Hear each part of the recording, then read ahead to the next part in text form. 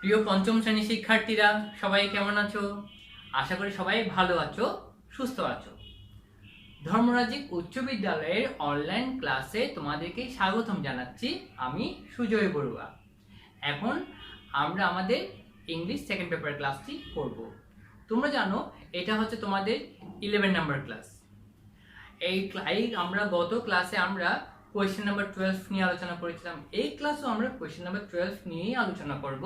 তবে আমরা নতুন একটি অর্থাৎ কিভাবে সেন্টেন্স গঠন করতে হয় সে সম্পর্কে নতুন একটি স্ট্রাকচার বা নতুন কিছু স্ট্রাকচার আমরা শিখব আজকে। আর তোমরা খাতা কলম বই নিয়ে বসে যাও, ঠিক আছে? তাহলে এখন আমরা দেখব প্রথমে to be verb. To be ভার্বটা কি? টু বি ভার্ব হচ্ছে, দেখো, be verb am, is, are, was, were, এগুলো হচ্ছে বি ভার্ব। হ্যাঁ, am, is, are, was, were. এখন তোমাদেরকে এই বি ভার্বগুলো চিনতে হবে। এই বি ভার্বগুলোর মাধ্যমেও কিন্তু কি করা যায়, সেন্টেন্স তৈরি করা যায়। কিভাবে দেখো, প্রথমে আমি একটা সেন্টেন্স লিখি, আগে স্ট্রাকচারটা একটু বলি।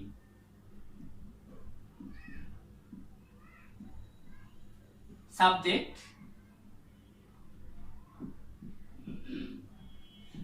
প্লাস এম, ইজ, আর, এটা হয় প্রেজেন্ট টেন্সের ক্ষেত্রে। প্রেজেন্ট টেন্সের ক্ষেত্রে। তারপর ওয়াজ, ওয়ার, এটা হয় পাস্ট টেন্সের ক্ষেত্রে। ওয়ার, এটা হয় পাস্ট টেন্সের ক্ষেত্রে। প্লাস সাবজেক্ট প্লাস এম অথবা ইজ অথবা আর, হ্যাঁ, তারপর ওয়াজ অথবা ওয়ার। এম, ইজ, আর হয় প্রেজেন্ট টেন্সের ক্ষেত্রে, আর ওয়াজ, ওয়ার হয় পাস্ট টেন্সের ক্ষেত্রে। তারপর অবজেক্ট, তারপর কি ব্যবহার করতে হবে? অবজেক্ট ব্যবহার করতে হবে। ধরো আমি একটা সেন্টেন্স নিই, I am a student. I am A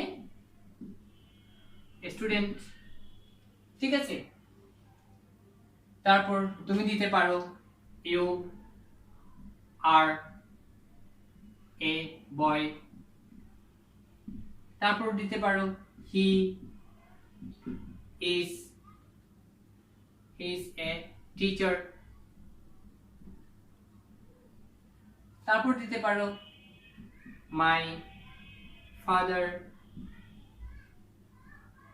was A police.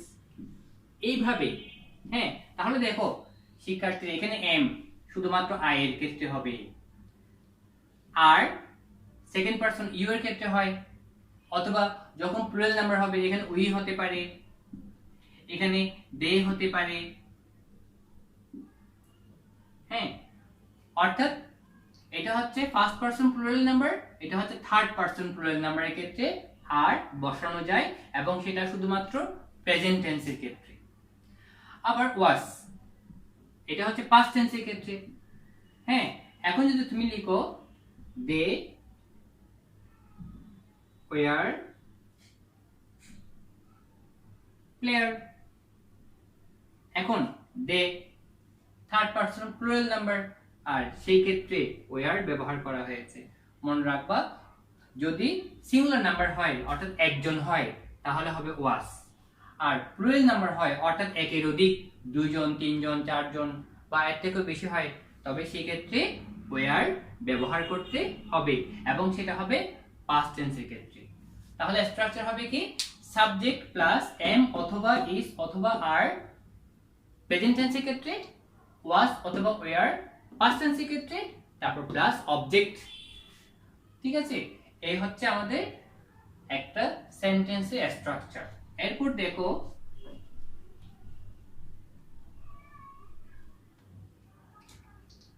I, তারপর আমি আরেকটা স্ট্রাকচার লিখছি, এটা হবে নেগেটিভ। এখন আমরা যেটা লিখেছি সেটা হচ্ছে অ্যাফার্মেটিভ, এখন আমরা যেটা লিখব সেটা হবে নেগেটিভ। নেগেটিভ যখন হবে তখন নট ব্যবহার করতে হবে। তখন প্রথমে সাবজেক্ট, হ্যাঁ, তারপর হবে এম অথবা ইজ অথবা আর, প্রেজেন্ট টেন্সের ক্ষেত্রে ওয়াজ অথবা ওয়ার, পাস্ট টেন্সের ক্ষেত্রে তারপর নট, এরপর অবজেক্ট ব্যবহার করতে হবে। এরপর কি ব্যবহার করতে হবে? অবজেক্ট ব্যবহার করতে হবে। তাহলে সাবজেক্ট প্লাস এম অথবা ইজ অথবা আর, তারপর ওয়াজ অথবা ওয়ার, তারপর নট, তারপর অবজেক্ট ব্যবহার করতে হবে। তাহলে এখন আমরা একটা সেন্টেন্স লিখি, এটাকে দেখো, লিখি I am not a student. এই এখন আমি এখানে যেমন সেন্টেন্স তৈরি করেছি, you are not a student, he is not a student, বা হি ইজ নট এ বয়, এভাবে তুমি সেন্টেন্স তৈরি করতে পারো। এরপর আরেকটা স্ট্রাকচার লিখছি, এটা হবে ইন্টারোগেটিভ, অর্থাৎ এই সেন্টেন্সকে তুমি কিভাবে ইন্টারোগেটিভ সেন্টেন্সে রূপান্তর করবা, কেমন? তাহলে প্রথমে এই এম অথবা ইজ অথবা আর ব্যবহার করতে হবে প্রেজেন্ট টেন্সের ক্ষেত্রে। আর যদি পাস্ট টেন্স হয় তাহলে ওয়াজ, হ্যাঁ, অথবা ওয়ার ব্যবহার করতে হবে। তারপর সাবজেক্ট, এরপর অবজেক্ট, এই এর শেষে প্রশ্নবোধক চিহ্ন ব্যবহার করতে হবে। এভাবে ইন্টারোগেটিভ সেন্টেন্স গঠন করতে হবে। যদি আমি স্ট্রাকচার লিখি তাহলে এম, সবার আগে লিখলাম am, am I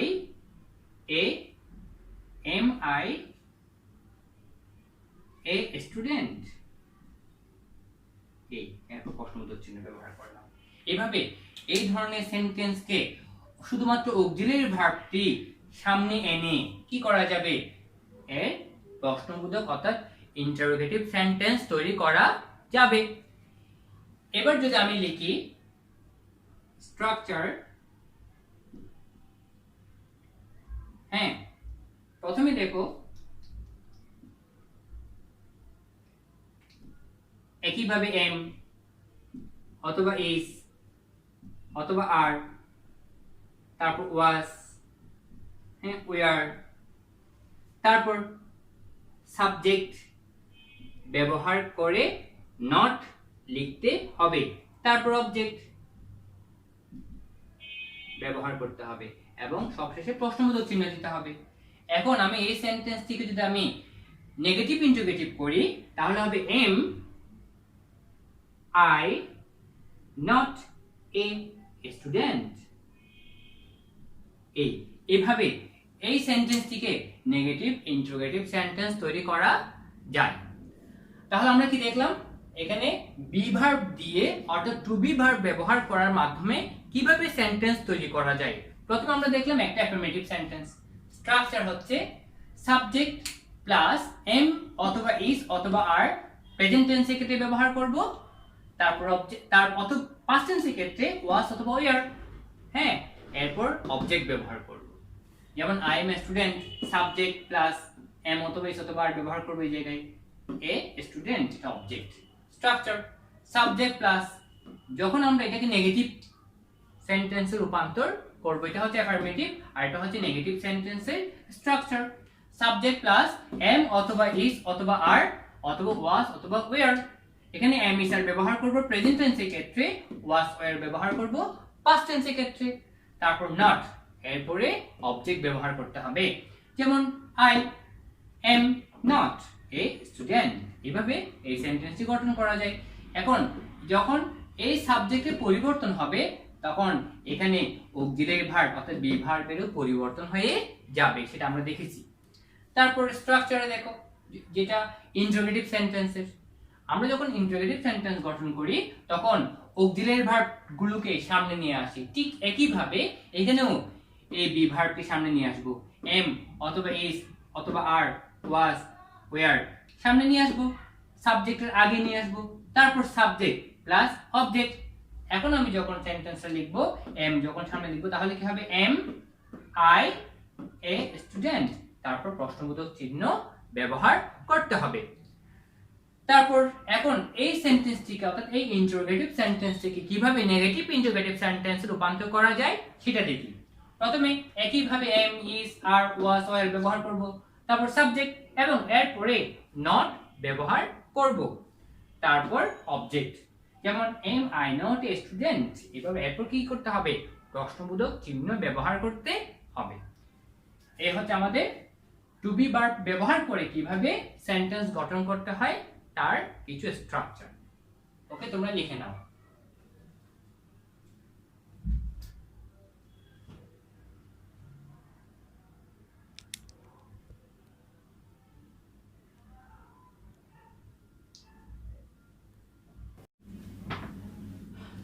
my dear students, এবার আমরা দেখব কয়েকটা রিঅ্যারেঞ্জ, অর্থাৎ কয়েকটা আমি এখানে এ বি সি ডি করে 8টি সেন্টেন্সের ওয়ার্ডগুলোকে এলোমেলো করে লিখেছি। হ্যাঁ, এখন এই ওয়ার্ডগুলোকে সাজিয়ে আমরা পরিপূর্ণ অর্থপূর্ণ সেন্টেন্স তৈরি করব। এখন এখানে আমি যেই সেন্টেন্স বা যে সেন্টেন্সগুলো নিয়েছি প্রত্যেকটা সেন্টেন্সই কিন্তু বিভিন্ন বোর্ডে আসছে, সেখান থেকে কালেকশন করে আমি নিয়েছি। এবং আজকে আমরা যে স্ট্রাকচার দেখেছি সেই স্ট্রাকচারগুলো যদি ভালো করে পড়ি তাহলে এই ধরনের সেন্টেন্সগুলো তৈরি করাটা কোনো ব্যাপার না। তাই আজকে আমরা যে সেন্টেন্সে যে স্ট্রাকচার পড়েছি সেটা অবশ্যই তোমাদের জন্য খুবই গুরুত্বপূর্ণ। দেখো, এখানে বলা হচ্ছে rearrange the words in appropriate order to make meaningful sentences. যথোপযুক্তভাবে শব্দগুলোকে সাজিয়ে কি করতে হবে, অর্থপূর্ণ সেন্টেন্স তৈরি করতে হবে। অর্থাৎ অর্থপূর্ণ সেন্টেন্স তৈরি করতে এখানে ওয়ার্ডগুলোকে যথোপযুক্তভাবে সাজাতে হবে। ওকে, প্রথম আমরা এই নাম্বার দেখি। স্কুল, এটা হচ্ছে কি noun, is verb, auxiliary verb. হ্যাঁ, ভার্ব বলতে পারি।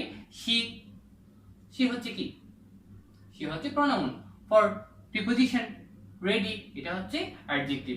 এখন আমাকে প্রথমে খুঁজে বের করতে হবে কোনটা হবে, স্কুল নাউন হবে নাকি সি এই প্রোনাউনটা হবে, কেননা সাবজেক্ট হিসেবে নাউন অথবা প্রোনাউন হতে পারে। তাহলে স্কুল, এরপর ভার্ব হচ্ছে ইজ, স্কুল ইজ হবে নাকি সি ইজ হবে। আশা করি তোমরা বুঝতে পেরেছো, এখানে কি হবে, সি ইজ। তাহলে সি ইজ, সে, she is school, she is ready, সে প্রস্তুত, সি ইজ রেডি, সে প্রস্তুত। স্কুল, ফর স্কুল, স্কুলের জন্য, তাহলে এই প্রিপোজিশনটা ব্যবহার করতে হবে। নাউনের পূর্বে এই প্রিপোজিশন ব্যবহার করতে হবে, তাহলে কি হবে, ফর স্কুল, স্কুলের জন্য। তারপর যেহেতু এটা একটা অ্যাসার্টিভ সেন্টেন্স তাই এখানে ফুল স্টপ ব্যবহার করতে হবে। তারপর বি, ওয়াজ, এটা ভার্ব, আমরা যাকে বলছি টু বি ভার্ব। ওল্ড, এটা অ্যাডজেক্টিভ। নেপা, নাউন। ইয়ার, এটা হচ্ছে একটা অ্যাডজেক্টিভ। 6, এটা অ্যাডজেক্টিভ। সংখ্যা কিন্তু অ্যাডজেক্টিভ হয়ে থাকে। ওকে, এখন নেপা সবার আগে হবে, কারণ এটা নাউন। তারপর ভার্ব ওয়াজ, তাহলে কি হবে, নেপা ওয়াজ। নেপা ওয়াজ কি হতে পারে, নেপা ওয়াজ ওল্ড। নেপা ওয়াজ ইয়ার না, নেপা ওয়াজ 6 ইয়ার ওল্ড, এখানে একটা এস হলে ভালো হয়, 6 ইয়ার্স ওল্ড। তাহলে কি হবে, নেপা ওয়াজ 6 ইয়ার্স ওল্ড, এখানে হবে 6 ইয়ার্স ওল্ড। বেশ, এরপর ফুল স্টপ ব্যবহার করতে হবে। এরপর আমরা সি দেখি। প্রথমে day, it, A, spring, is, beautiful. তাহলে প্রথমে কোনটা হবে, প্রথমে এখানে ইট হচ্ছে প্রনাউন, ইট হচ্ছে কি প্রনাউন, তাহলে সবার আগে ইট হবে।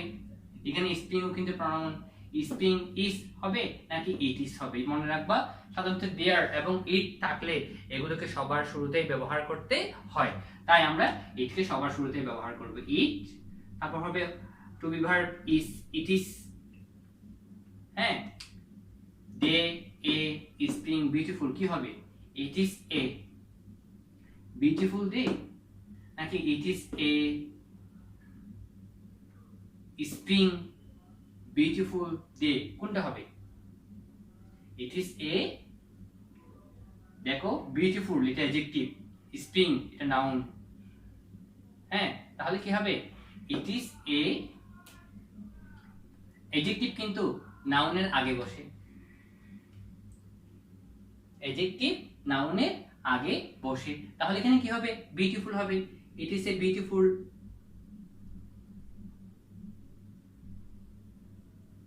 তারপর spring day, beautiful spring day, এই স্প্রিং ডে। বেশ, এরপর ফুল স্টপ ব্যবহার করতে হবে। তাহলে সেন্টেন্সটা কি হলো? It is a beautiful spring day. তারপর ডি নাম্বার, প্রথমে ভেরি, এটা কিন্তু অ্যাডভার্ব। ব্রাদার, এটা noun. Strong adjective. Is to be verb. My আমার। তাহলে এখানে প্রথমে কি হতে পারে?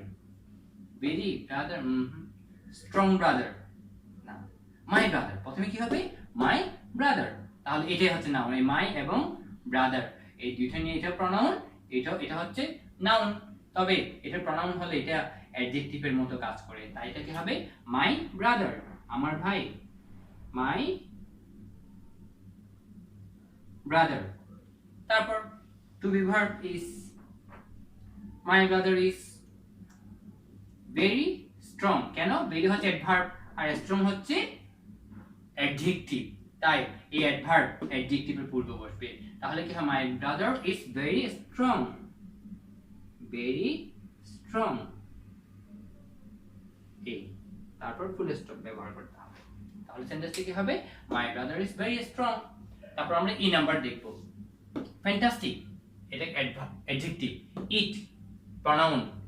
গেম, এটা খেলা।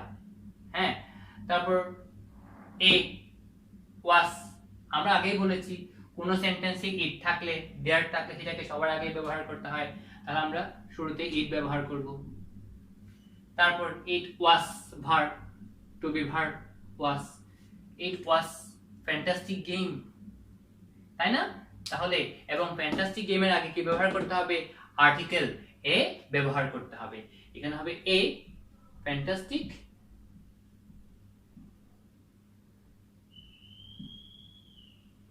দেখো, ইট ওয়াজ এ ফ্যান্টাস্টিক গেম।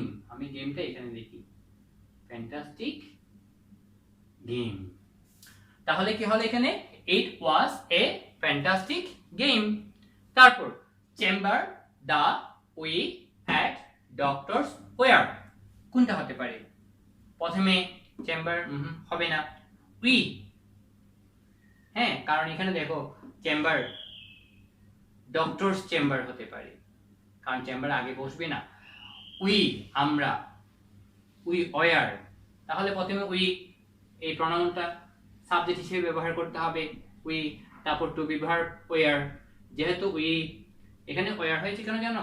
কারণ উই হচ্ছে প্লুরাল নাম্বার। আমরা বলেছিলাম প্লুরাল নাম্বার হলে ওয়ার বসে আর সিঙ্গুলার নাম্বার হলে ওয়াস বসে। ওকে, তাই এখানে ওয়ার হয়েছে, উই ওয়ার। দেখো আমরা কোথায়? ডক্টরস চেম্বার, দা ডক্টরস চেম্বার। এর আগে কিছু হতে পারে এট। উই আমরা যদি কোন স্থানে বোঝালে আমরা সাধারণত এট প্রিপজিশন ব্যবহার করি। যেহেতু ডক্টরস চেম্বার একটা স্থান, তা আমি এখানে এট ব্যবহার করব। তাহলে কি হবে? We were at the doctors chamber. At the doctors chamber. Doctors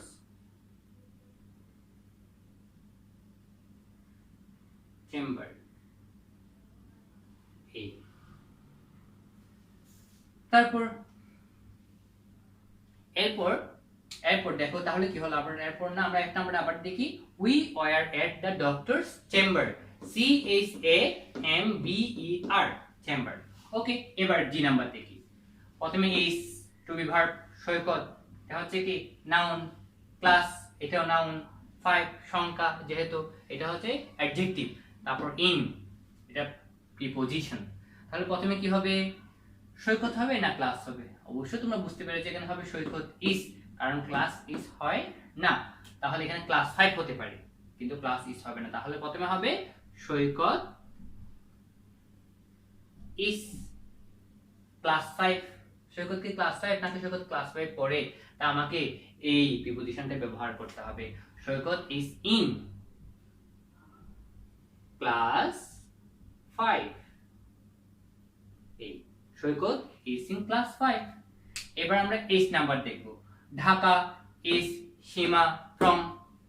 প্রথমে ঢাকা ইজ হবে নাকি সীমা ইজ হবে? অবশ্যই এখানে সীমা ইজ হবে, কারণ এখানে ফ্রম ঢাকা এটা হতে, কিন্তু ফ্রম সীমা হতে তো পারে না। ফ্রম ঢাকা হতে পারে, ঢাকা থেকে, তাহলে তাই প্রথমে হবে সীমা ইজ। সীমা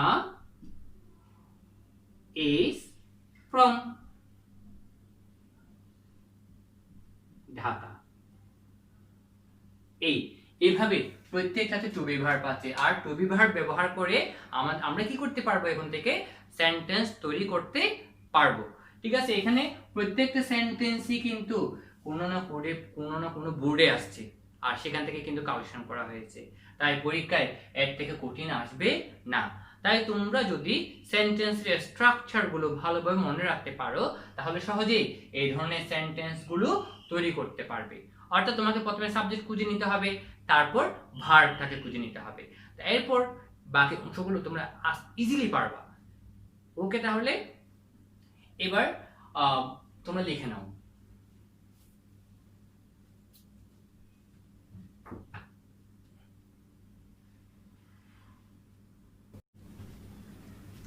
প্রিয় শিক্ষার্থীরা, এতক্ষণ পর্যন্ত আমরা যা পড়লাম আশা করি তোমরা বুঝতে পেরেছো। হ্যাঁ, তাহলে আমাদেরকে প্রথমে মনে রাখতে হবে কি স্ট্রাকচার, আর সেই স্ট্রাকচার মনে রেখে আমরা এগুলো করে ফেলবো। এখানে কিন্তু একই স্ট্রাকচার দিয়ে করা হয়েছে, প্রথমে সাবজেক্ট, তারপর টু বি ভার্ব ব্যবহার করব, তারপর অবজেক্ট বা এক্সটেনশন। হ্যাঁ, এভাবে আমরা প্রত্যেকটা সেন্টেন্স সাজিয়ে, প্রত্যেকটা ওয়ার্ড সাজিয়ে আমরা প্রত্যেকটা সেন্টেন্স এখানে তৈরি করব। আর যেহেতু এগুলো অ্যাসার্টিভ সেন্টেন্স, তাই সেন্টেন্সের শেষে অবশ্যই কি করতে হবে, ফুল স্টপ ব্যবহার করতে হবে। আর প্রিয় শিক্ষার্থীরা, এটা হচ্ছে তোমাদের হোমওয়ার্ক, কেমন? আর তোমরা কিন্তু হোমওয়ার্ক রেগুলার করে নিবে, ভিডিওগুলো রেগুলার দেখবে, আর অবশ্যই হোমওয়ার্কগুলো করে নিবে। আর বাসায় ভালো করে পড়বে, আব্বু আম্মুর কথা শুনবে, আর হাতের লেখা সুন্দর করার চেষ্টা করবে, আর পড়ালেখাকে বেশি সময় দিবে। ঠিক আছে, তাহলে সবাই ভালো থাকিও। ওকে।